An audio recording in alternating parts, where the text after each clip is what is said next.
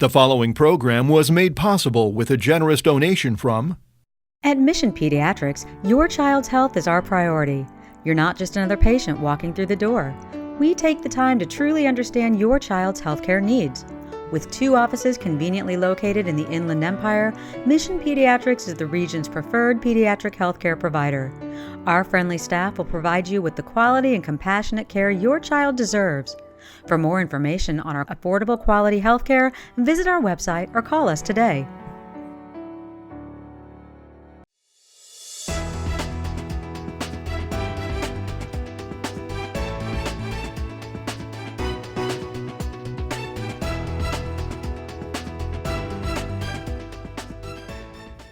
Welcome to Southern California CEO Magazine. I'm Jeff Allen. On this segment, we're going to discuss the important role that the arts play in a community, not just culturally, but economically as well. My guest in studio is Patrick Bryan, Executive Director of the Riverside Arts Council.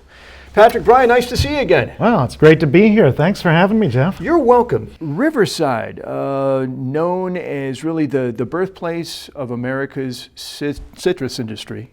And we're surrounded by orange trees to this day in the city, and maybe in diminished numbers. How did this city get to be known as the city of arts and innovation? I mean, how did the idea come about in town? Well, I think that we can look back to our previous mayor, Ron Loveridge, who really had the driving force behind getting the arts into the intrinsic nature of the city itself, saying that it's more than just an accoutrement. It's rather a part of who we are and what we do. The arts have an ability to help a community to define itself. And I think that we were very lucky that Mayor Loveridge was able to see that and put it into action. It was a process to get the whole thing going. Are we the city of the arts? Are we the city of arts and culture? And really, because of the technology and the educational opportunities here in Riverside, eventually it was settled on to be the city of arts and innovation. And I think that really does reflect the wide breadth of opportunities in both areas that we see here in this community. You touched just a second ago on the importance of the arts to a community and helping a town or city to define itself. Let's kind of expand on that just a little bit. With respect to maybe the city of Riverside, why are the arts so important in this town? Well, there's a lot of different arts, organizations, genres. It also is something that can really help drive the local economy. The Riverside Arts Council has done a couple of studies in partnership with the Americans for the Arts out of Washington, D.C., the Arts and Economic Prosperity Studies, which show that, for example, on average, an audience member who attends an arts-related event will spend $24.80 above and beyond the cost of admission. That's money that is being spent in local restaurants and local shops. If you start adding up the number of people that attend arts-related events in the city of Riverside alone, and you use that as a multiplier, there's a tremendous investment that is having a fantastic return. Say, for instance, you have an organization that attracts only 1,000 people. Multiply that by $24,000 or $24.80, and $24,800. Well, most organizations attract a lot more than that. The Arts Council alone touches 500,000 people per year. So I think that we can be very, very confident in saying that the impact that the arts can have in a community and in this community is quite profound.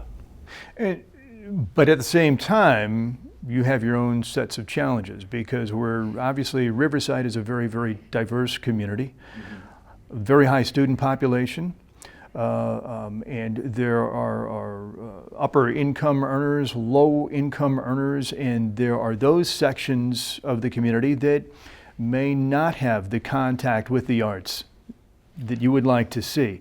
So how do you bring these people into the museums and the galleries and the show places, the theaters? How do you get them more involved on kind of a broader level and bring those numbers up to something that may be more representative of the nation as a whole in terms of participation in the arts? It's a very important question that you're asking. It's something that is at the forefront of a lot of what we're doing, and not just us. James Irvine Foundation came out with a study which showed exactly the type of thing that you're talking about. And they've got an initiative, it's something that we've been working on, where it is a method of exploring engagement. How do you actually get in touch with the people as to where they are being engaged? It's not that they don't like art. It's just that they don't particularly have an interest in going to art that's outside of their culture. They participate, it's just we don't know where. And if organizations were to blithely move forward, continuing to program what they'd program, then eventually they're going to hit some hard times. Their audiences are going to dwindle. And so it behooves everybody to really take a look at how to get in touch with these people. And one of the ways that I think that you can do this is you need to explore who they are and where are they. And you need to touch them in the ways that they're used to being reached. It doesn't do any good to send postcards out. They're not going to look at them. They're not going to even see them. So where does a Latino family typically spend their free time? They might spend it in a park. Instead of going to the movies, they may have a gathering out there. How can you partner with Park and Rec in order to reach out to these families? Because that's a good resource right there. It's finding some of the local partners. Youth. They might participate in AYSO soccer. So how can you partner with AYSO?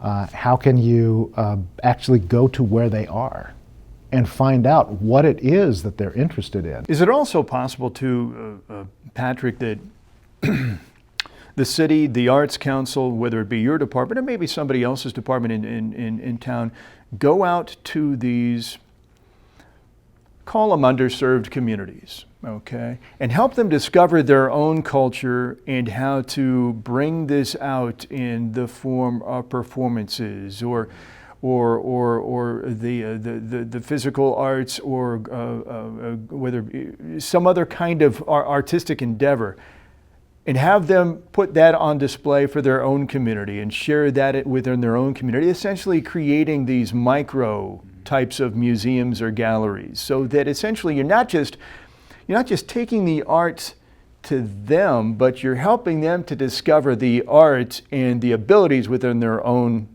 neighborhoods. Again, I'm glad that you mentioned that. There's a group here in town, Division 9 Gallery. They partnered recently with another nonprofit organization, Ballet Folklorico de Riverside. This is a good example of why Riverside is the city of arts and innovation, is you've got people like this that are out there. They did Day of the Dead, Dia de los Muertos. Attracted probably 12,000 people to downtown Riverside. Wow. People that typically don't go into downtown Riverside. The leader of Division 9 Gallery, Cosme Cordova, was talking about how when he grew up in the Arlanza district, he stayed in the Arlanza district. He never came to downtown.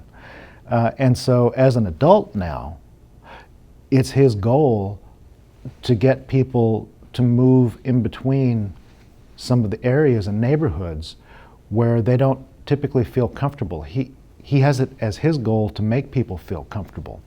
And so what you have is a cultural expression.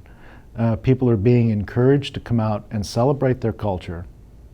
People are also being encouraged to come out and experience another's culture, breaking down some of the barriers that are there.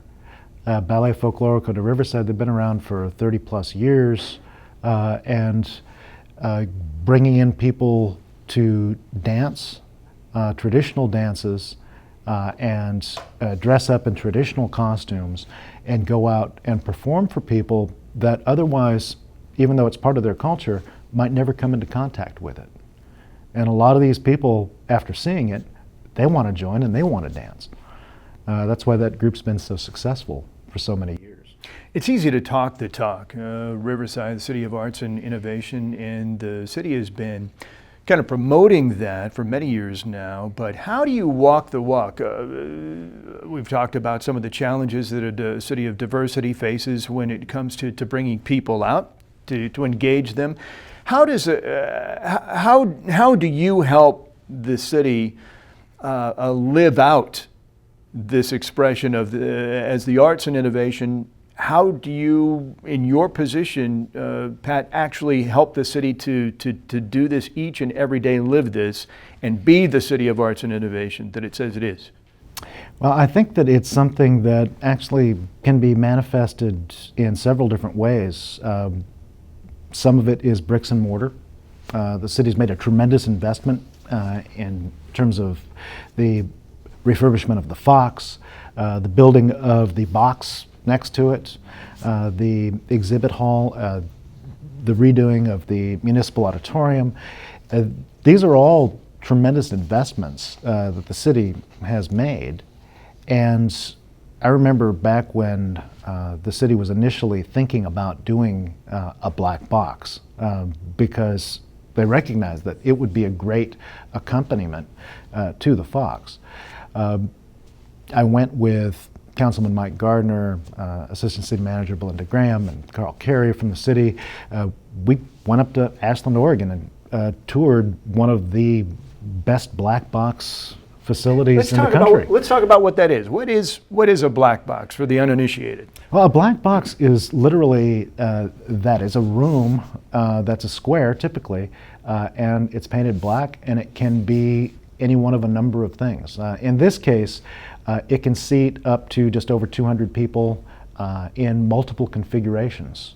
If you have something that you want a traditional proscenium where the audience sits here and the actors perform here, you can set it up that way. If you want to put the action in the middle and have the audience surrounding it, that's in the round, you can do that. You can put it in three-quarter thrust. So the audience is on three sides. It's the beauty of a black box facility is it can meet the needs of whatever it is that's going on inside it. And it's a great opportunity too for a lot of organizations that are in this community that might not be able to fill 1,642 seats at the Fox. And they certainly can't afford to rent the space. So they can certainly bring in 200 people. And it's a great way for them to showcase what they do on a different level. We had Riverside Youth Theater that was performing out at a church in Moreno Valley because they didn't have a space to perform in Riverside. They've been doing the last couple of shows at the Box, and they've sold out almost every performance. So now they're performing in one of the flagship institutions, the venues of the city, and everybody knows who they are. Those who don't soon will. So I think that's one of the great side benefits that comes with having a facility like this. Any city with museums, galleries, if they're participating in the arts whatsoever, they rely heavily on donations. And that's contributions from people walking into the museum. Perhaps if they don't take admission, they have boxes for donations, and then they have corporations, organizations in town that contribute money on a regular basis to keep these places open. The city of Riverside has a unique annual event called the Mayor's Ball, and you're part of that. Tell us a little bit about the event that we've seen recently. The city's new mayor, Rusty Bailey, coming in. Mm-hmm. Tell us how that event works and how important it is to the city and the function of all of the various arts and culture initiatives, programs, and facilities. Well, the Mayor's Ball became the Mayor's Celebration this year. This has actually been the Riverside Arts Council's annual fundraiser for the last 30 plus years. And it's our way of raising money for the Community Arts Partnership Grant Program. So we turn around and give a portion of the proceeds that we raise out to organizations that are doing project-based grant applications that come into us. And the things that we support include busing for children to go to their first, many times, performances at places like Performance Riverside, at Landis Auditorium, Riverside Community Players. The Philharmonic has programs that we support, the Riverside Art Museum. It's a great way for people to say, hey, I have an idea for a project. What do you think? Can you give us some funding for it? It also helps the Riverside Arts Council to support its own efforts, which are largely in support of other organizations. We help groups to learn how to write better grants. We help them to learn how to market themselves in a different way or in a better way. We teach people how to submit their financials to the IRS. Even if you're a nonprofit, you still need to file the 990, or you run the risk of losing that nonprofit status. So that's a lot of what we do, a lot of what the Mayor's Celebration supports, and it's been my goal for several years to try to better incorporate the local arts organizations into the center of that event, because really what I've felt is that it should be a showcase of what it is that we have to offer. And this year, I think that we were the most successful that we've ever been. Certainly it was the most successful fundraising event that we've yet had, which was really great. A lot of the comments that we got, the feedback, as well as the money that was raised. And also the idea of the arts being everywhere that you looked. That was something that was important to me, and because every organization that I asked to participate were happy to do so, that was something that came true. We had jugglers, we had a person that was doing villainous caricatures, not your standard caricatures. We had artists painting on a paint wall that were trying to get people that were attending to paint as well. We had dance groups that were performing. It was just overall a really fantastic event, and a great way for people that aren't familiar with what all there is here in this community to get a chance to experience that. And Patrick, in the city, as in many bigger cities, the venues, the performing venues, the visual arts venues, all the galleries, the museums, they tend to be kind of clustered together. Okay, and with respect to the city of Riverside, kind of in the Mission Inn area, which is kind of the city's crown jewel, I guess you might say, as far as places, destination places to visit. And there has been, I think, certainly a push in recent years for the arts to be able to attract more people into town, to make the city in general, to make the downtown area more of a destination, certainly for local families, visitors, a place where people will go and where they'll stay. Do you think that there is a real understanding, maybe not necessarily by people in Riverside per se, but by people in general, about the connection between the arts and the economy? I mean, and how do you bring those two together? How important is it, or how difficult is it for the arts to become a key driver of the economy? Well, I think that a lot of people, when you ask that kind of a question, they might be a little bit surprised because they don't think about the arts as being inextricably tied into the economy of a community. We've had restaurants, Mario's Place, that have stated that whenever there's an event at the Fox, their business goes up. So there is a direct correlation. If you go to see a play or a concert, you're going to be thinking in terms of, well, where can we have dinner beforehand? Where can we go for drinks afterwards? So there's that. There might be an hour to kill. So what kind of local shops are there? So you're going to see people that'll be going into some of the local places. They might, if they become familiar with the area, and this is something that we've seen happening too, they'll know about other places. The Arlington district. They may swing through there because there's a shop that's been advertised through an event that's taking place in downtown. There's a lot of connectivity that goes unseen by most people.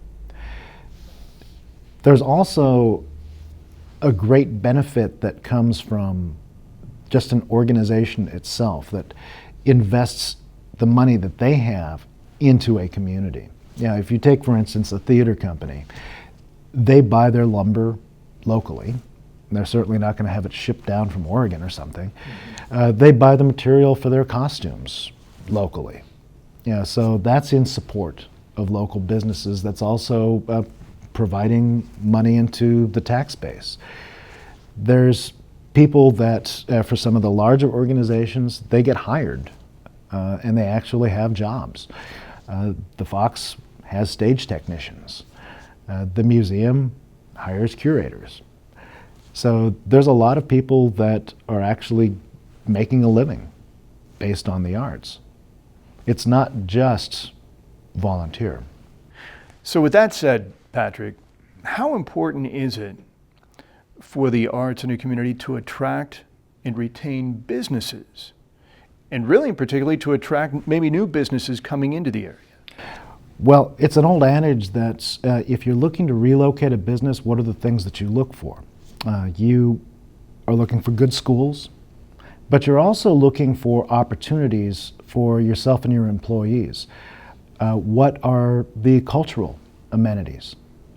And so if you are thinking, well, let's see, Riverside, that's a good hour away from Los Angeles, maybe I should be a little closer.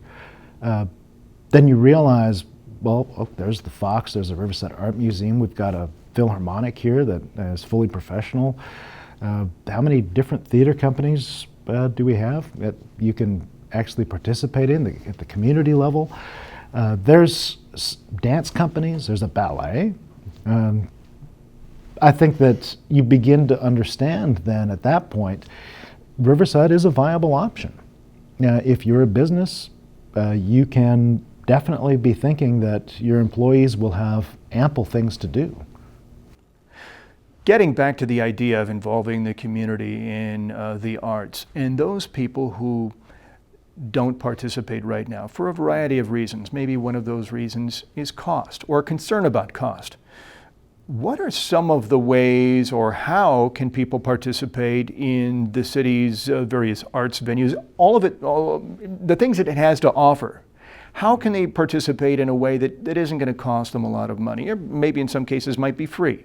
Well, there's a couple of great ways to do that. On the first Thursday of every month, there is Arts Walk. That's when the institutions like the Riverside Art Museum, the Metropolitan Museum, the Culver Center for the Arts, all open up and they have programs. Also, the artist studios. The artists open up their studios to the public. The small galleries like Riverside Community Arts Association, Division 9 Gallery, People's Gallery, they're all open and free of charge. There's an artist vendor parking lot that we administer that is right out there in downtown. Can't miss it. There's 70 artists that are set up. And it's a good way to get acclimated to what's happening in the visual arts world. In terms of families, one of the great opportunities is Family Fun Days on First Sundays. It takes place on the first Sunday of every month, and it's a great way for children to get hands-on experience working with different arts projects. They'll get to go in, there's a theme to it, they get to keep the project, take it home. That you can visit any one of multiple organizations. Riverside Art Museum has it, the Culver Center, Mission Inn Foundation and Museum, Metropolitan Museum, and the Fox Foundation. They're all right there in downtown, easy access, and hundreds of people take advantage of this. And of course, a big important side benefit there is that the family plays together and they're enjoying some quality family time. Right. It demystifies the arts, too. People that might otherwise never set foot into an institution like the Riverside Art Museum, maybe they're intimidated to do that. They'll go and they'll bring their kids because their kids want to have a good time, have fun. And they realize there's nothing so mystical about this place. This is fun. This is a friendly atmosphere. And sometimes what you find out is the kids are a lot more connected to the arts than the parents are, and so that brings the parents in. I have another last question for you, Patrick. Where do you go from here? Where does the city go from here as far as any future plans that you have or things that you might be working on moving forward to further the cause of continuing to develop the city's arts and innovation identity from an arts perspective? What do you do?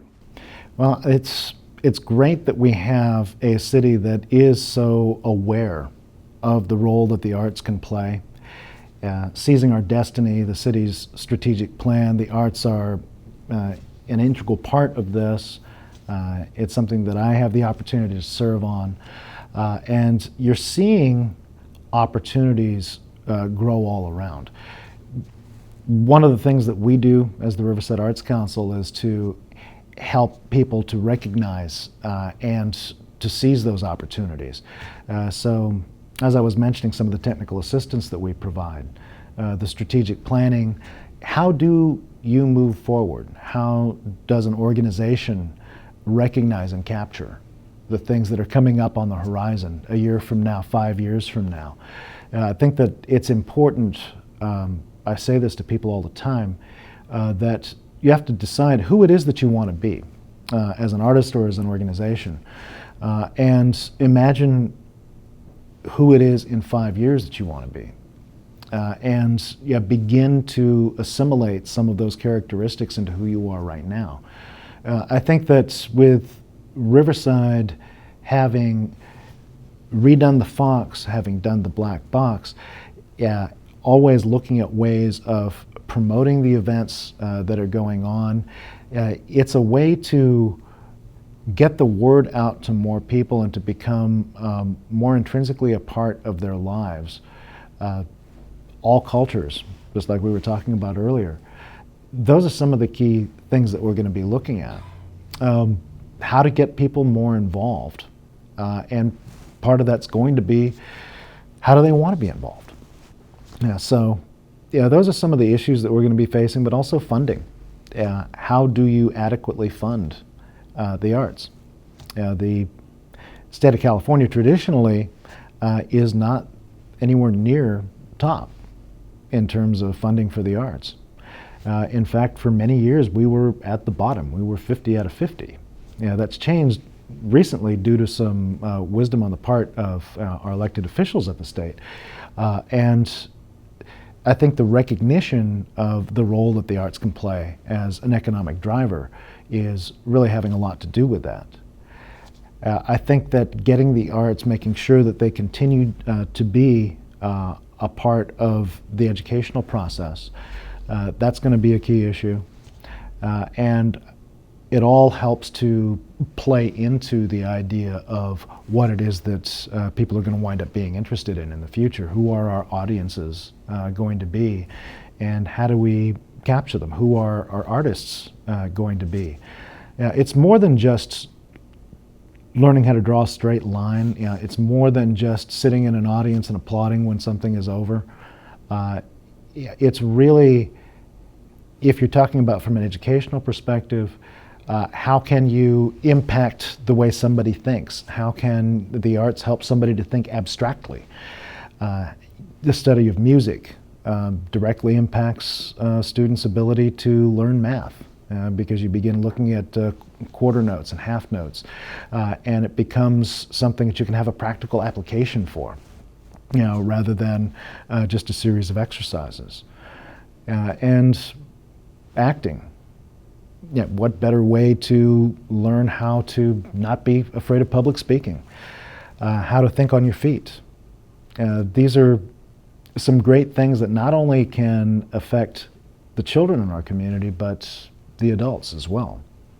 Very interesting way that you kind of summed everything up. The arts touches us in many different ways, and it educates, it informs, it enlightens, inspires, and brings people together. And I want to thank you so much. I wish we had more time to talk more about it. Sounds like you've done a lot of work, and you've got more work coming up moving forward to help keep the arts and innovation in the city of Riverside. Patrick, thank you so much. Jeff, thank you for having me. Great to be here.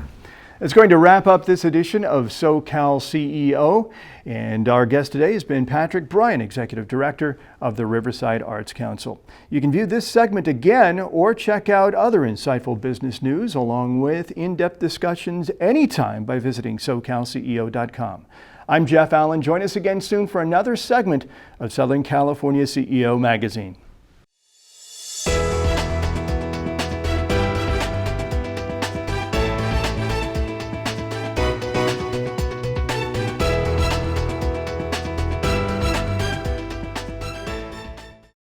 The preceding program was made possible with a generous donation from At Mission Pediatrics, your child's health is our priority. You're not just another patient walking through the door. We take the time to truly understand your child's healthcare needs. With 2 offices conveniently located in the Inland Empire, Mission Pediatrics is the region's preferred pediatric healthcare provider. Our friendly staff will provide you with the quality and compassionate care your child deserves. For more information on our affordable quality healthcare, visit our website or call us today.